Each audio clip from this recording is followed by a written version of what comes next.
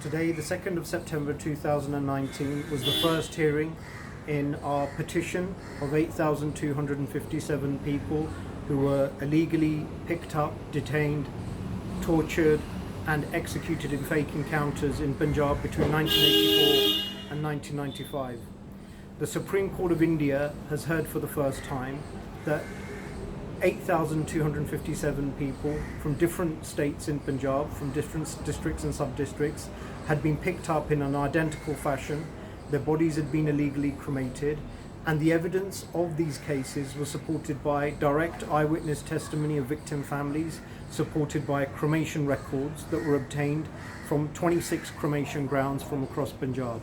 There are 4,273 new cremations that the Supreme Court has not considered till date, and there were 1,200 FIRs that our organisation, the Punjab Documentation Advocacy Project, had managed to collect over a period of years.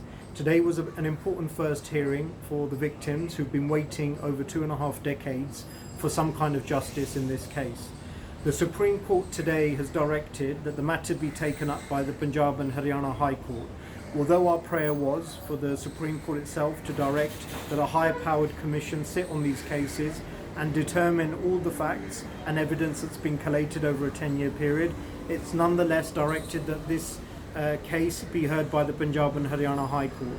So the next steps that we're taking in this case are for the PIL to be submitted before the Punjab and Haryana High Court.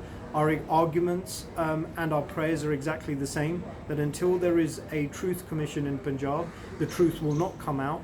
If there are 8,257 cases that we've investigated, there are at least 30,000 police officers who are implicated in these extrajudicial murders who need to be investigated on an urgent priority basis.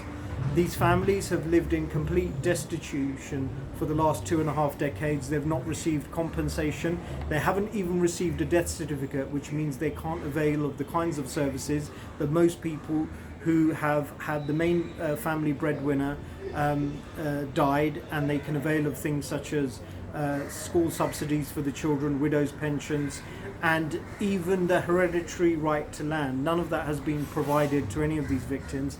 It's completely unacceptable. So today's first step in the direction for the cause of justice has been in the Supreme Court. We will not relent until this matter is heard and it's given its due weight and consideration.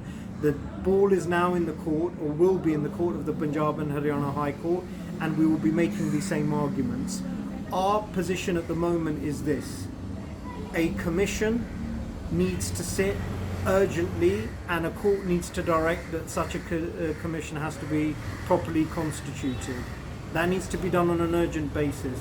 There are existing cases that we are currently pursuing in the CBI court in Mohali, which relate to fake encounter and disappearances that took place, where the investigations were carried out by the CBI some 2 decades ago.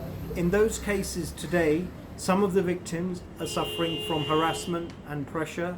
They're being asked not to attend those court hearings, and we're asking the judiciary to provide all mechanisms that it should to make sure that those victims can depose freely and fairly in a judicial process. And if they're able to do that, then those who are accused of these heinous mass crimes, which would be given the descriptions of crimes against humanity, would be facing the most stiffest sentences and punishments following convictions by a competent court. So we take our fight now to the Punjab and Haryana High Court. We hope to file this case within the next week or so, and we'll be updating further on the victims' battle for justice.